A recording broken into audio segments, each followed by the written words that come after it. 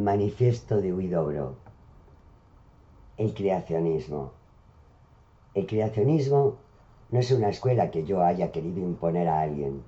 El creacionismo es una teoría estética general que empecé a elaborar hacia 1912 y cuyos tanteos y primeros pasos los hallaréis en mis libros y artículos escritos mucho antes de mi primer viaje a París. En el número 5 de la revista chilena Musa Joven yo decía: el reinado de la literatura terminó.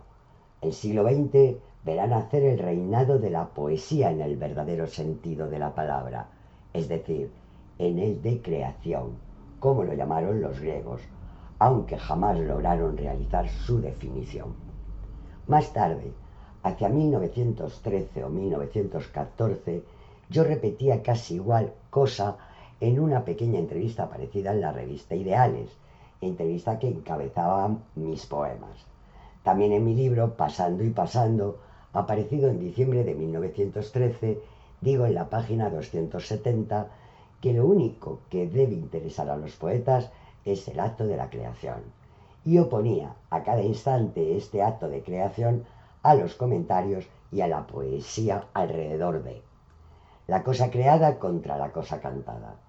En mi poema Adán, que escribí durante las vacaciones de 1914 y que fue publicado en 1916, encontraréis estas frases de Emerson en el prefacio, donde se habla de la constitución del poema. Un pensamiento tan vivo que, como el espíritu de una planta o de un animal, tiene una arquitectura propia, adorna la naturaleza con una cosa nueva. Pero fue en el Ateneo de Buenos Aires, en una conferencia que di en junio de 1916, donde expuse plenamente la teoría. Fue allí donde se me bautizó como creacionista, por haber dicho en mi conferencia que la primera condición del poeta es crear, la segunda, crear, y la tercera, crear. Recuerdo que el profesor argentino José Ingenieros, que era uno de los asistentes, me dijo durante la comida a que me invitó con algunos amigos después de la conferencia: su sueño de una poesía inventada en cada una de sus partes por los poetas me parece irrealizable, aunque usted lo haya expuesto en forma muy clara e incluso muy científica. Casi la misma opinión la tienen otros filósofos en Alemania y donde quiera yo haya explicado las mismas teorías. Es hermoso, pero irrealizable. ¿Y por qué habrá de ser irrealizable? Respondo ahora con las mismas frases con que acabé mi conferencia dada ante el grupo de estudios filosóficos y científicos del Dr. Allendy en París en enero de 1922.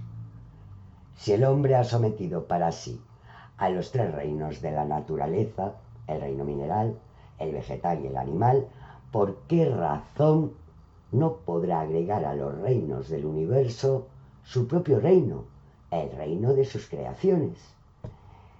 El hombre ya ha inventado toda una fauna nueva que anda, vuela, nada y llena la tierra, el espacio y los mares con sus galopes desenfrenados, con sus gritos y sus gemidos.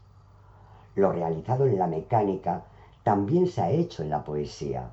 Os diré qué entiendo por poema creado.